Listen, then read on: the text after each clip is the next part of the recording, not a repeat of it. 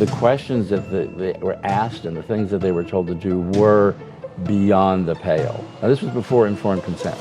This was experimentation, unconsented. The parents didn't sign anything. This was just, Dr. Money says we're going to do this.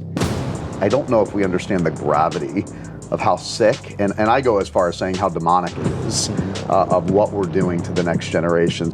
You're on the sex hormones of the opposite sex.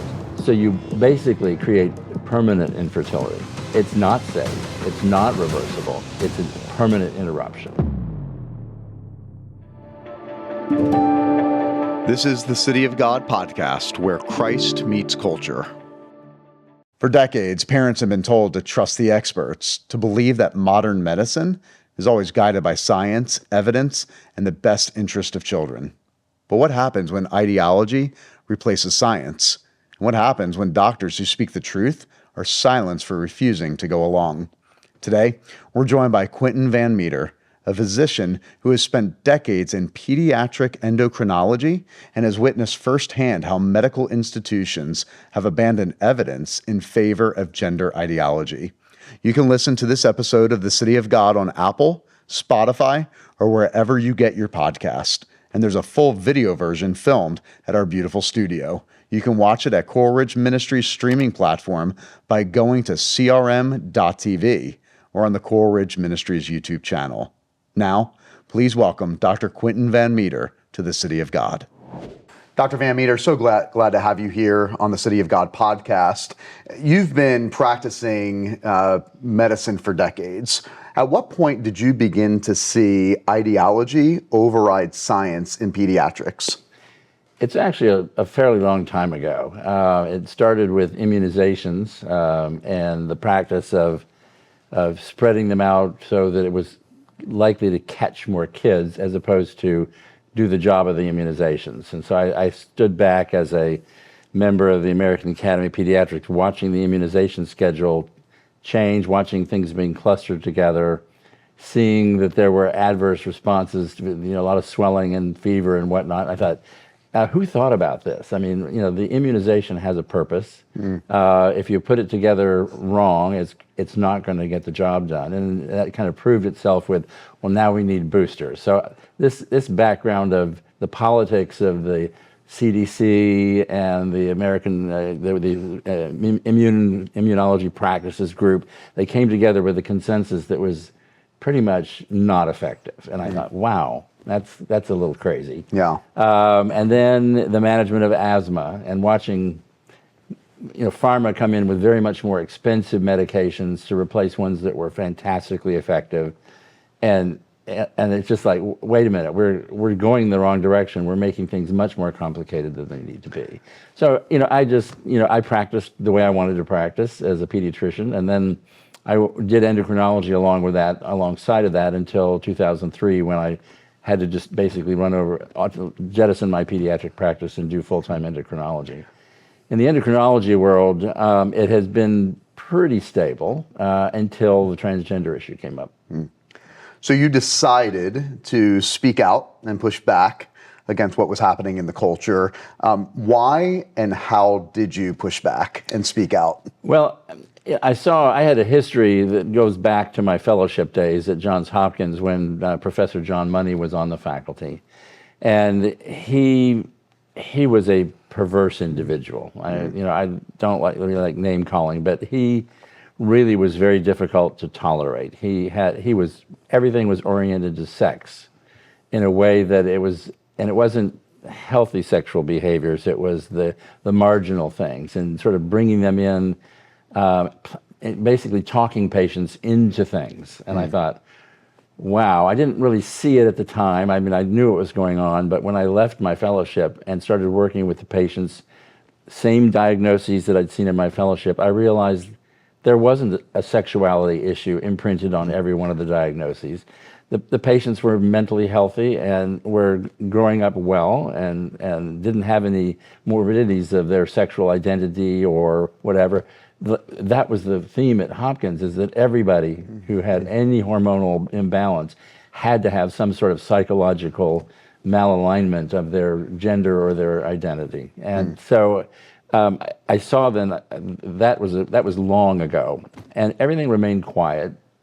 I had a child come to my office in 1993. A family had moved from Los Angeles, and they said, our son is now our daughter. And I sort of looked at them and said, okay, what can I do for you? I mean, what is the issue here? Well, we went to a psychiatrist in Los Angeles who said that my son's problems were that he thought he was a girl and he wanted to be a girl. So we were advised at this new duty station change, a whole new environment, wiping the slate clean, landing in Atlanta, and we're going to let him grow his hair long and give him a female name, and he'll dress as a girl. And so that's what they were told to do, and they just followed the orders that they were given, and they showed up in my office. And here was this 13-year-old boy in the middle of puberty. It was the strangest thing. And I said, okay, I'm not sure really what to advise you. Well, we want to put him on some estrogen so he'll grow breasts. And I said, I don't know dosing for that. This is out of my wheelhouse. I will talk to people around the country, my mentors, my professors, my colleagues. Nobody had any idea about what to do. It was just like, this has never been done. We don't know what's going on. I was advised to get a sort of a very careful, informed consent, so that if something happened related to estrogen therapy, it was the parents' responsibility for having asked for it, not my responsibility for having prescribed it. And I put him on some estrogen, and the family moved, like within 4 months. And so I lost him to follow-up. That was 1993. That's not that long ago. No. And nobody in this country, in the pediatric endocrine community, knew what to do. Okay? Fast forward to early 2000s, and one of the little, we call them throwaway journals. There's it's a Contemporary Pediatrics, I believe was the name of the little journal. It's for pediatricians, kind of goes through subjects, in a very general way. Says, this is the newest information on this subject. This is how you handle it. And there was an article about a little boy that wanted to become a little girl, and it was promoting that. It said, this is real, and I looked at that, and that sparked me all the way back to my fellowship days, saying something is wrong here. Where did this come from? And it came from Boston. And the pediatric endocrinologist there, Dr. Norman Spack, had been over in Europe looking at the Dutch protocol, which started in 2000, and he was following it here in this country and promoting it. Wow. So I jumped in. Yeah. You mentioned a name, and I think it's important for our audience to understand the impact that this individual had. But you mentioned the name Dr. John Money. Explain who he is and the impact that he had in the gender ideology madness that we're facing as a culture right now. Well, he and Harry Benjamin, and it kind of came together, and they were sort of following Kinsey a little bit later than Kinsey, and they decided, we're going to turn the world upside down. We're going to make sure that our ideas become mainstream, and so they, Money didn't invent the concept of a gender identity, but he highly promoted it. Wow. And he began working with the patients. He came to Hopkins because Hopkins was the sort of the epicenter of research and clinical studies on kids with hormone imbalance that created ambiguous genitalia, so that if the baby was born, you couldn't tell by looking externally whether or not it was a boy or a girl necessarily. And those were the kids. He said, "I'm going there. This is where it's going to happen, and I can do all these things with these kids." And his theory was, I have an idea. Let's do something to this patient and see what happens. Yeah. Now, this was before informed consent. Okay. Wow. So this was experimentation, unconsented. The parents they didn't sign anything. This was just, Dr. Money says we're going to do this. And the endocrine division followed along with what was recommended. They had surgeons that did reconstructive surgery in the genital area. And some of it was actually very important to do because when the genitalia aren't well formed, you can accidentally retain urine. And so you want to open up all the channels that are supposed to be able to function so the child doesn't end up getting sick all the time. But he interviewed the patients. And these interviews were actually transcribed word for word and were typed up. and they were stuck in our patient charts. They were yellow, onion skin paper, very thin and rattly, so you could find them. The questions that they were asked and the things that they were told to do were beyond the pale. He taught boys to masturbate. He sort of forced girls into believing that they were masculine, and he was just guiding them into these places. And the very famous case of the Raymer twins, where he actually took a boy whose penis had been burnt off accidentally during a circumcision, and changed her into a girl, and said that she needed to be raised as a girl, and that did not work out. Wow. But the perverse things that he did, the parents now have revealed. He had the boy and the girl, the twins, get naked with each other and sort of pretend that they were fornicating as part of his therapy. He had the brother dilate the little artificial vagina they created in the other brother. It was like, wait a minute, this is immoral. This is really beyond what any medical institution should do. That blew up in his face. Dr. Paul McHugh arrived to take over the psychiatry division and said, we're going to take all the adult patients that you've worked with hormones and surgeries, and we're going to see if they're any better emotionally, because that's the reason you did this, for their mental health. And they looked at them and they said, they're not any better. Matter of fact, they might be a little bit worse. So he said, officially, this program, your program, Dr. Money, is done. You are done publishing. We're not going to support you in anything from Hopkins anymore moving forward. Right. And so they kind of buried him in the basement. He kind of still went around the world and went over to Europe and hobnobbed around a while. And then he was just in the annals of terrible things. And that was where he remained until Hopkins brought him back out and put him back up on a pedestal as a hero when they opened their transgender clinic in 2017.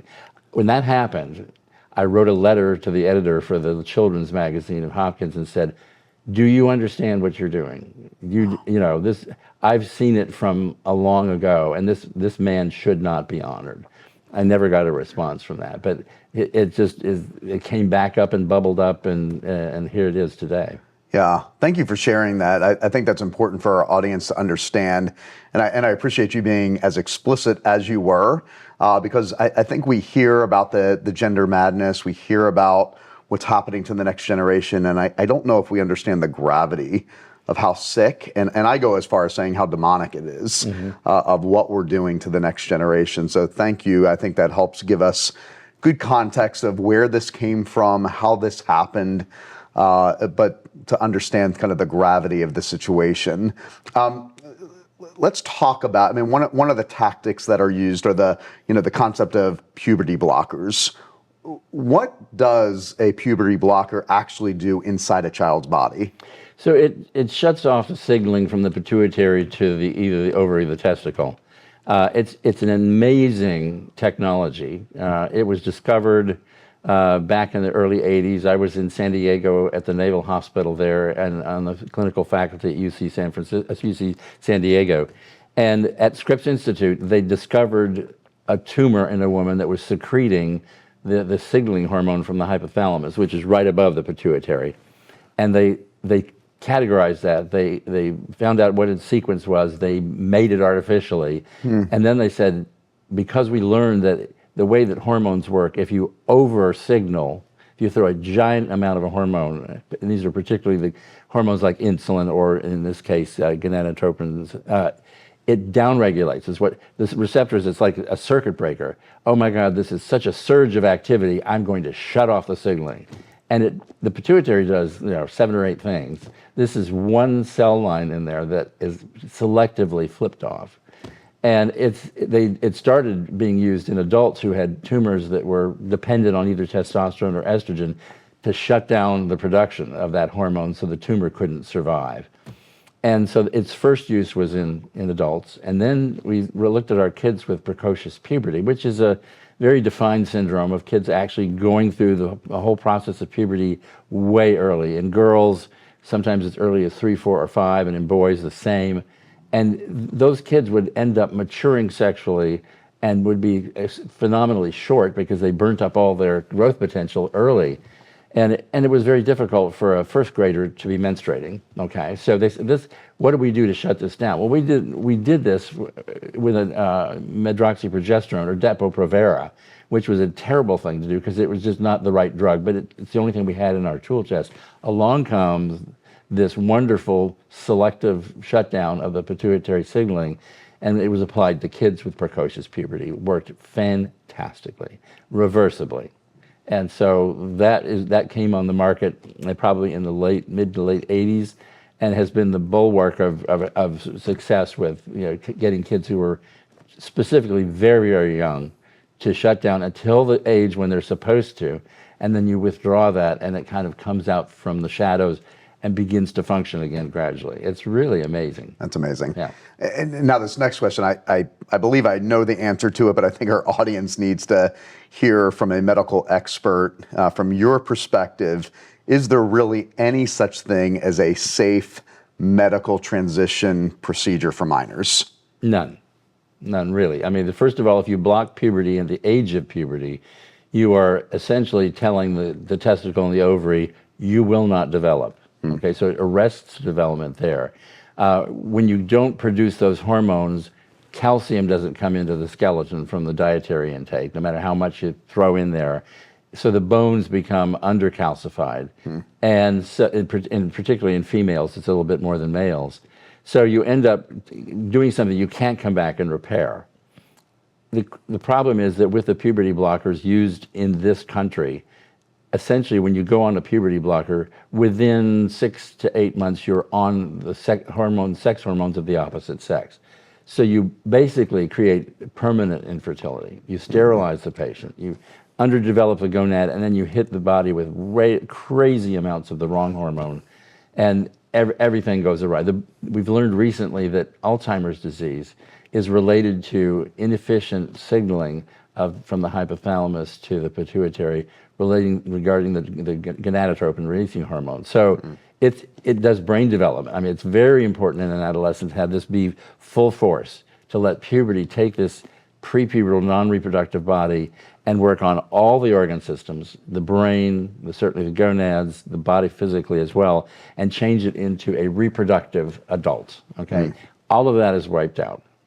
And so it's not safe, it's not reversible. The concept that puberty blockers are a pause to allow this confused and unhappy child who's living in the wrong body to sort of decide what they really want to do with their life. That is absolutely a bald-faced lie. It's not a pause, it's a permanent interruption. Wow. And so it's advertised as reversible and just a pause, and the answer is no, it's not. It's on a conveyor belt, a pathway to sterilization, to problems with emotional development and brain development, and weak bones. Wow. Yeah. I once again appreciate you being so explicit and so clear, because I've encountered a number of parents and other families in our community that have said, you know what, I'm going to allow them to go through the procedure. It's, they buy into the lie that it is irreversible, that really there's no damage being done. And if we can somehow just maybe convince them down the road of their true identity. But I think the record needs to state that, no, what you're doing has long-term, will result in long-term damage. It's not irreversible, and there's nothing safe about these procedures. And the cross-sex hormones, I mean, there are disease states that have been around since time immemorial, and it's an excess of the opposite sex hormone caused by an organ that's malfunctioning. And so we know heart disease, strokes, cancers, that happen in these individuals when when the hormone levels are wrong for their body. We don't need to do clinical research to say, are these okay? Are there any side effects that, no, nature has already given us all those things. Wow. It's been provided for us right in front of our face. So there needs to be no experimentation about whether or not blocking puberty is safe, because we know it's not. There doesn't need to be any, clinical study. It would be, you can't do a clinical study that is going to sterilize a child. Yep. I've been involved in clinical research studies my whole practice life, and there are safety signals. And the minute something adverse happens, the study pauses across the nation or across the world, and they say, did this drug do this? Well, yeah, these drugs definitely do that. Well, then the study has to stop. Sure. The sterility is not, it's just not good. All right, so let's move into evidence versus ideology. One of my favorite subjects in school was science, and the reason I loved science, it was based on facts. It was based on evidence. My mom was a nurse. My aunt was a nurse. They went to nursing school because they loved the facts. They loved the evidence. So help our audience understand the difference between the evidence and the facts and how that is not squaring up with the current medical guidelines of our day. So ideology created the guidelines. There are no standards of care. They keep talking about standards of care, but a standard of care is kind of like I talked about the immunizations. Everybody in the room, from one end of the spectrum to the other, who's ever had their hands on these patients or done any clinical studies, gets together and under a tent, comes out with something in the middle they can all say is okay. Yeah. That's not how the guidelines were done. Right. They chose people who were the ideologues and got them together, and they, in secret, made their guidelines, kind of slid them through and put them into place, okay? And they talk about, the American Academy of Pediatrics, 67,000 members.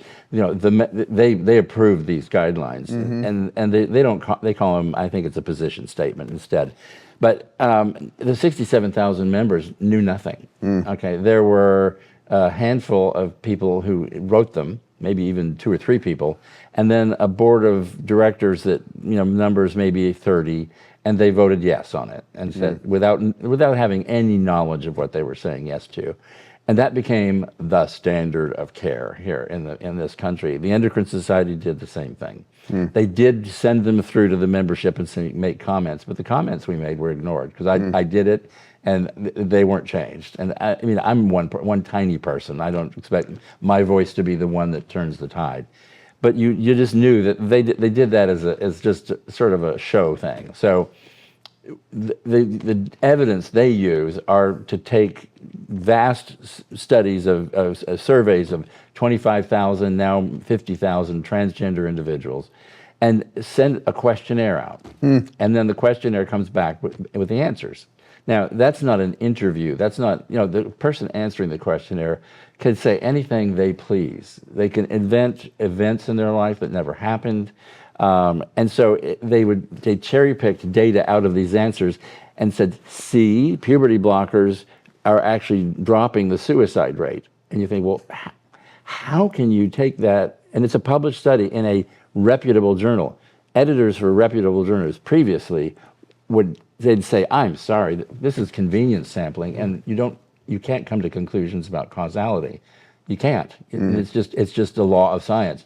That the publishing community fell over onto the ideology side and allowed that to be published over and over again. Yeah. So what we've done on the side of science is to go back to what we already know, and then look at some outcomes and talk to the detransitioners who have been through all of this and who have then said, this is what happened to me, and this is why my life is ruined. Now, that's a selective population, true, but they're the ones that are coming out to give us evidence. And so the very, very worldwide systemic reviews, which looked at every bit of literature, pro or con, and said the pro literature is so weak that conclusions cannot be drawn. The side of damage is we're seeing that as significant enough to say we can't recommend this. So the CAST review in England, the HHS review here, there was a review by the state of Florida that was done, and these are unbiased. I mean, people are going in saying, give it all. Let's look at all the good and the bad. Let's rate it, and we come out saying there is no scientific evidence that there is any benefit to this, and then we're starting to see there's harm. Doctor, one of the things that we often talk about on this show is the importance of our faith informing what's happening in culture. We also use the word worldview. Worldview is important for everything in life. Everybody has a worldview. The question is, what's informing it? You're a man of faith. You're a Christian. You often hear the accusations that science and faith don't match up. But we read in Genesis 1:27 that God is the one that creates humanity in his image, and he creates them male and female in his image. how does the understanding of what God says in his word in Genesis 1, how has that informed your pursuit of truth in the science and the medical community? Well, I had an interesting conversation about science and faith with one of the fellows and when I was in Johns Hopkins. He was an Israeli, an agnostic Israeli Jew, and he sat with me at lunch and he said, Quentin, the more that we know about science, the more we know there is no God. And I looked at him and I said, contrary, I said, the more I know about science, the more I know there is a God. I look at the periodic table and I go, this is divine. This natural law is all around us, okay? Amen. It governs us. It is not a fight between science and religion. Our science comes from natural law. Amen. Yeah. That's great. Somebody watching this episode, they go, well, so glad that Dr. Van Meter is fighting the good fight. I don't have the education that he has or the expertise. I really can't do anything, but we know that's a lie. How can the Christian watching this program, the pastor watching this program, how can they engage in this pursuit of truth, support individuals like you in really helping to expose to the next generation and the broader culture what's really happening and how we can turn the tide? How can they get engaged and how can they partner in this great fight for the truth? Well, the first stumbling block is getting over telling the truth, okay? Because when you tell this truth in particular, you are immediately attacked from every angle as a hater and a bigot and a phobic person. And that holds back so many pastors, and they just won't go to the pulpit and discuss it because they're afraid that it will be picked up and their church will then just dissolve because everyone will not want to go to a church which focuses on hate. Yeah. Okay, it's a very powerful weapon, and so I think that's the big speed bump to get over. The faith that we have tells us, as you said, man and woman created, and the purpose is for procreation and bringing populations of the world. Yeah, cultural mandate. And it's like, well, all this is interrupting that. I mean, there's so many angles in which you could bring in your faith. But I think there's just this reticence for fear. That's what holds back people in the academic pediatric community from talking about it in a positive way, because they're afraid they're going to be not tenured if they open their mouth, or they won't be published, or they won't be given the opportunity to do clinical research studies, and their livelihood comes from that. Okay, I'm in a position where I'm not beholden to anybody who can take my salary away. Okay, so I can continue to keep the lights on. I can continue to see patients, and I'm not afraid to speak out. I have a big target on my back. I've been aimed at a number of times. I can only imagine. And it just makes me stronger. I mean, it's kind of like when Charlie Kirk was shot. Instead of snuffing him out, they have turned him into a bright, shining beacon. Satan's worst nightmare. Yes. Well, Dr. Van Meter, you give me hope. I pray to God that he raise up more and more doctors like you, more and more individuals in the medical community that speak the truth. I pray that pastors watching this would preach this from the pulpit, and that parents watching would have real hope. I love what you said about not only Genesis 1:27, creating male and female in his image, but then the cultural mandate that male and female are to procreate and spread the glory of God. We are robbing the world of the glory of God. We're robbing the world of the gospel, and we need to speak the truth in love. So thank you for fighting the good fight. And I pray that millions of Christians all across America and all across the West will engage in this battle as well for the truth and for the next generation. Thank you so much for being on the City of God podcast. Very glad to be of help. Thank you. Okay. This conversation with Dr. Van Meter has made it really clear that politics and ideologies have perverted our medical system, and it's been happening for decades. Now it's our job to expose others to the truth. So if you've learned anything from Dr. Van Meter's testimony, I'd encourage you to take a moment and leave us a 5-star review. It helps this podcast reach parents, pastors, and other leaders who need to know the raw truth about gender ideology. And if you haven't already, stay connected with me on Instagram at Pacienza and follow Coleridge Ministries at Coleridge Men. We release new episodes of City of God every week, so be sure to subscribe on your favorite platform so you never miss an episode. This City of God podcast is produced by Coleridge Ministries and made in partnership with the Institute for Faith and Culture.